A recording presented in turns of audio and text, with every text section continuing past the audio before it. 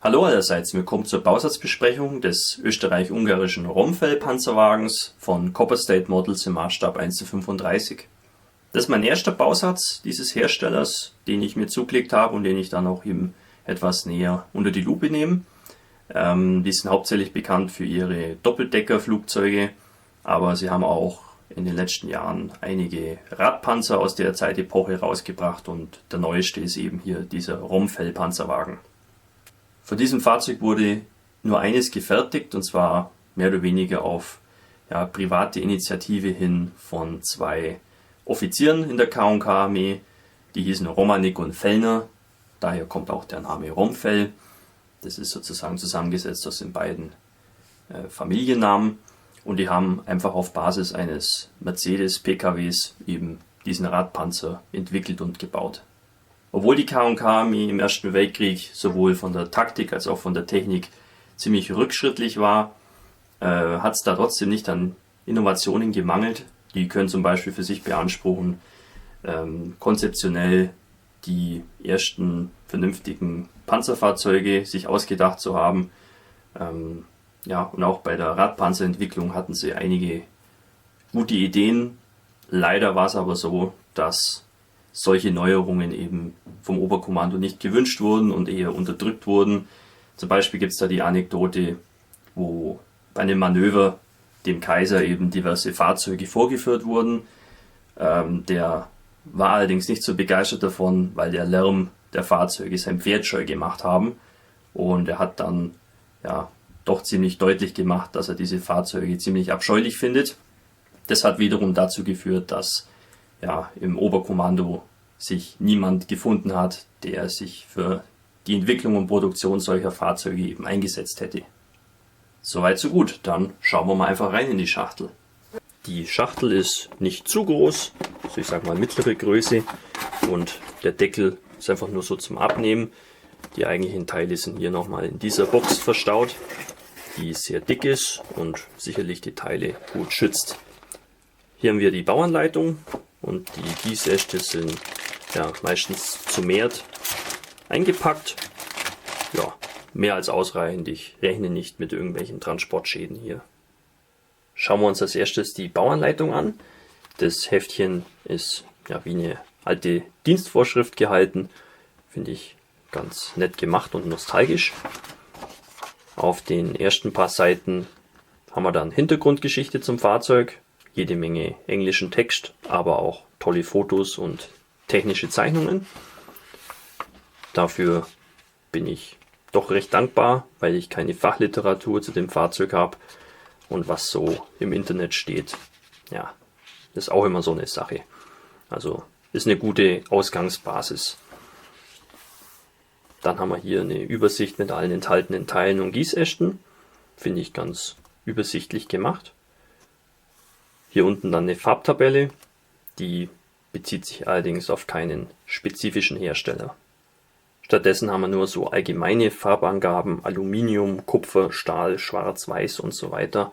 Ja, damit kann man arbeiten, aber es wäre jetzt kein Fehler, da vielleicht etwas exaktere Angaben zu haben. Dann geht der Zusammenbau los mit dem Fahrzeugrahmen. Und was hier so ganz allgemein gleich auffällt, ist, dass keine verwirrenden Pfeile hier zu sehen sind, sondern in jedem Bauschritt werden die Teile, die neu dazukommen, einfach blau markiert. Ja, ist mal was anderes, aber eigentlich auch ganz übersichtlich, und es bleiben eigentlich keine Fragen offen. Dann kommt hier der Motor. Wenn der auch nur so ansatzweise detailliert ist, wie er hier dargestellt ist, dann ist es ein wahres Schmuckstück, und man sollte auf jeden Fall versuchen, irgendeine Luke an der Motorhaube irgendwie offen darzustellen, dass man da davon noch irgendwas sehen kann. Dann geht es weiter mit dem Innenraum der Fahrgastzelle sozusagen. Innenraum ist auch vorhanden. Ich weiß allerdings nicht, wie komplett der ist. Möglicherweise waren die Fahrzeuge innen doch recht spartanisch ausgestattet. Also sollte eigentlich auch ausreichen. Wir haben ein paar größere Luken, aber allzu viel sieht man da später nicht davon. Ja, ist ganz übersichtlich gestaltet. Immer nur wenige Bauteile pro Bauschritt. Da sollte keiner durcheinander kommen. Hier unten haben wir dann eine Option für den Suchscheinwerfer. Der kann hier einmal eingefahren gebaut werden oder eben ausgefahren. Der kommt dann hier durch diese kleine Öffnung raus. Ist ganz cool, dass wir da die Möglichkeit haben. Hier haben wir dann Optionen für die Griffe an den Luken. Die sind angegossen. Wenn man dann aber eine andere Griffposition haben will, kann man die abtrennen und eben durch Einzelteile ersetzen. Das finde ich allgemein ganz schön, dass wir sämtliche Luken auch geöffnet bauen können. Das ist nicht bei allen Fahrzeugbausätzen immer der Fall. Hier kommen wir dann zu den Achsen. Das ist eine relativ einfache Geschichte, aber wir sehen auch, dass die Unterseite des Fahrzeugs ganz schön detailliert ist. Ja, die Bereifung mit der Antriebskette ist auch ganz cool. Und das gepanzerte Gehäuse für die Antriebskette, das besteht aus mehreren kleineren Platten. Ja, da ist zu hoffen, dass die Passgenauigkeit auch mitspielt. Ich habe bisher noch keinen Bausatz von Copper State Models gebaut, deswegen kann ich da jetzt keine Aussage treffen, wie ich das jetzt einschätze von der Passgenauigkeit, ob das gut ist oder schlecht ist. Aber ich denke, für einen modernen Bausatz spricht dann doch, dass das einigermaßen passen sollte. So, jetzt kommen wir dann zum Turm. Die Bewaffnung vom Turm ist hier ein Maschinengewehr und es hat auch hier dieses Gestell mit dem Sitz. Ist eigentlich alles dabei. Der Turm wird hier sukzessive aus einzelnen Platten aufgebaut. Ja, ist ganz einfach dargestellt. Ist auch nichts dabei. Ja. Dann haben wir hier die Scheinwerfer, die vorne rankommen. Und damit wäre das Fahrzeug auch schon zusammen. Scheint nicht weiter kompliziert zu sein. Die Bemalungs- und Markierungsanleitung schlägt 2 Fahrzeuge vor. Am Anfang hatte das Fahrzeug hier noch diese großen Markierungen, die wurden dann später übermalt. Wir haben hier auch Angaben, wo das war. Hier in Wien, November 1915. Und das zweite Fahrzeug, 7. Armee, Winter 1915, 1916. Ja, wie gesagt, Farbangaben sind relativ allgemein gehalten. Wir haben hier auch noch einen Hinweis drauf, dass die genaue Farbgebung des Fahrzeugs unbekannt ist. Ja, es wird vermutet, dass es so ein Grüngrau war. Es könnten aber auch einzelne Bereiche des Fahrzeugs schwarz lackiert gewesen sein. Für diese großen eisernen Kreuze liegen im Bausatz auch Abziehbilder dabei. Wir haben hier aber auch noch eine Vorlage, wo wir unsere eigenen Lackierschablonen danach fertigen können. Finde ich, ist eine tolle Dreingabe. Und das wäre es auch schon. Eine sehr schöne Bauanleitung. Werde ich sicherlich aufheben, wenn das Modell gebaut ist, weil es wirklich zu schön ist. Also das ist was man auf jeden Fall nicht wegwirft. Schauen wir uns jetzt die Bauteile an. Hier in diesem großen Spritzling haben wir den Hauptrahmen, aber auch diverse Teile der Panzerung. Gut finde ich schon mal, dass der Hauptrahmen im Prinzip schon vorgeformt ist. Bei manchen Bausätzen hat man da immer einzelne Streben, die man dann erst zusammenkleben muss. Da musste ich schon öfter feststellen, dass das eine Quelle ist für diverse Fehler und Passprobleme. Wenn das schon vorgeformt ist, ist das Risiko schon mal etwas minimiert. Man hat ein bisschen Grat an den Teilen hier zum Beispiel, aber das ist sofort entfernt mit einer Schleiflatte oder einer Feile. Ja. Hier noch ein paar Nieten zum Nachzählen für die lieben Nietenzähler. Ja, ist schön gemacht. Feinste Details. Oberflächentextur an sich ist keine vorhanden, aber ja, ich denke, das ist auch nicht nötig. Ja, hier das Dach, das ist die Luke für diesen Suchscheinwerfer. Motorhaube können wir alles öffnen, finde ich gut. Hier die Antriebsketten.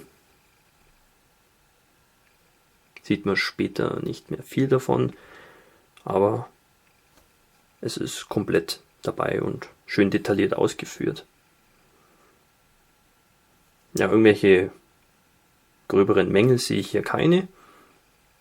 Ein paar Auswerfer an der Innenseite, aber sieht man später eigentlich nicht mehr. Ja, wirklich filigrane Teile hier.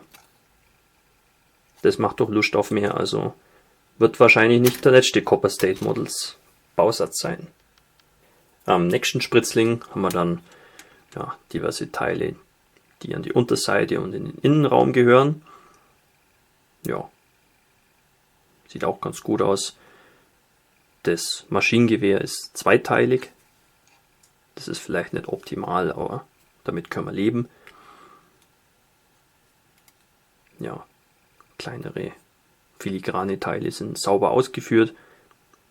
Auch mit nicht zu vielen Verbindungspunkten zum Gießast, was das Auslösen und Versäubern etwas beschleunigen sollte. Ja, irgendwelche Makel kann ich hier keine erkennen. Das ist alles durchweg sehr schön gefertigt. Aber das können wir ja von dem modernen Bausatz, der dieses Jahr erschienen ist, auch erwarten. Hier geht es dann weiter mit allerlei Teilen, die hier und da eingebaut werden sollen. Wir haben hier den Fahrersitz zum Beispiel, Scheinwerfer, äußerst filigran ausgeführt und auch nicht zu kleinteilig. Also da sind die Halterungen schon angegossen. Finde ich ganz gut. Das macht den Bausatz vielleicht auch für Anfänger interessant. Ja, hier dann das Gestänge im Turm, wo dann das MG drauf lafettiert ist und der Sitz für den Schützen. Federpakete, schön detailliert, da sieht man jede einzelne Feder. Das hier ist der Treibstofftank, der kommt in den Innenraum und da kann man sehen, das sind ganz leichte Sinkstellen im Material. Das ist aber nicht weiter schlimm, das geht an die Innenseite hin. Da sehen wir später nichts mehr davon. Ansonsten kann ich hier keine Mängel erkennen. Das ist der gepanzerte Kühlergrill. Auch schön gemacht. Ja, die Jungs wissen anscheinend, was sie tun, wenn es um den Formenbau geht. Also braucht jetzt den Vergleich mit anderen Herstellern auf jeden Fall nicht zu scheuen. Dieser Spritzling liegt doppelt bei. Da haben wir dann alles, was so zu den Reifen gehört und diverse Teile, die man eben mehrfach braucht. Gut finde ich, dass die Reifen einfach aus Plastik sind. Keine irgendwelche Weichgummiteile oder sonst irgendein Zeug, sondern einfach nur Plastik. Die Reifen scheinen auch kein besonderes Reifenprofil gehabt zu haben. Also das ist vollkommen in Ordnung so. Und da hält dann auch die Farbe später vernünftig drauf. Hier diese Kleinteile, das sind die ganzen Türgriffe, die man eben gegebenenfalls an den Bausatzteilen eben abtrennt und hier eben mit diesen neu aufbaut. Je nachdem, wenn man den Griff irgendwie verdreht haben will, wären hier eben die zusätzlichen Griffe. Ja, Grat sehe ich keinen. Das Ganze sollte sich gut auslösen und versäubern lassen. Das Material kommt mir vielleicht ein bisschen weicher vor wie bei anderen Herstellern. Ich weiß jetzt nicht, ob das gut oder schlecht ist. Es ist einfach nur eine Feststellung. Insgesamt bekommen wir dann auch 3 Glasigteile. Hier einmal die Scheibe für den Suchscheinwerfer und dann 2 Scheinwerferverglasungen. Da ist hinten auch so ein Hohlraum eingegossen. Das wirkt dann ein bisschen wie eine Glühbirne, die da eingesetzt ist. Finde ich ganz cool. Der Abziehbilderbogen beinhaltet diverse eiserne Kreuze und den Schriftzug Romfell. Die Abziehbilder sind von Kartograf, das ist schon mal sehr gut. Man kann auch sehen, der Trägerfilm ist sehr gering. Kartograf-Abziehbilder sind wahrscheinlich so die besten, die es gibt. Arbeite ich sehr gern damit. Da gibt es nichts zu meckern. Und wie schon vorhin erwähnt, wir haben auch hier in der Bauanleitung eine entsprechende Vorlage für die Leute, die eben die Kreuze auflackieren wollen und eben die Abziehbilder nicht verwenden wollen. Aber eigentlich spricht nichts dagegen, weil das dürften sehr gute Abziehbilder sein. Wie ihr sicherlich schon bemerkt habt, bin ich von dem Teil ziemlich angetan. Es hat nicht nur was damit zu tun, dass mir der Romfell-Panzerwagen allgemein schon immer sehr gut gefallen hat, sondern der Bausatz macht auch wirklich einiges her. Die Aufmachung ist schön, die Qualität scheint zu stimmen, der Bausatz ist durchdacht und nicht zu kompliziert. Wir müssen uns nicht mit irgendwie einer Zillion von Kleinteilen rumschlagen, sondern viele filigrane und komplexe Komponenten sind eigentlich schon mehr oder weniger einteilig ausgeführt. Zum Beispiel hier vorne die Scheinwerfergruppe. Finde ich ganz gut. Bei anderen Bausätzen ist es oft etwas extrem kleinteilig mit Fotoetzteilen noch dabei und so, und das ist vielleicht nicht für jedermann was. Zusätzlich haben wir dann noch eine sehr schöne und übersichtliche Bauanleitung, wo man dann auch schon ein bisschen Hintergrundinformationen zum Fahrzeug mit dabei hat, was dann bei der Recherche gut helfen kann. Also im Prinzip ist es eigentlich ein rundum sorglos Paket. Der Bausatz kostet hierzulande ungefähr 42 Euro. Da weiß ich jetzt nicht genau, was ich davon halten soll. Der Bausatz ist mehr oder weniger makellos und schön gemacht, toll recherchiert und überhaupt. 42 Euro erscheinen mir aber trotzdem ein bisschen viel. Also sagen wir mal 30 Euro wären wahrscheinlich etwas angemessener. Aber ich denke, dieses Fahrzeug legt sich sowieso nur der zu, der wirklich drauf steht. Obwohl der Bausatz vielleicht anfängerfreundlich wäre, glaube ich nicht, dass irgendein Anfänger sich den zulegt.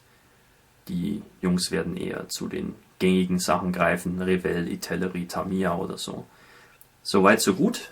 Ich hoffe, euch hat die Vorstellung gefallen. Wir sehen uns wieder im nächsten Video. Euer Hamilcar Barkas.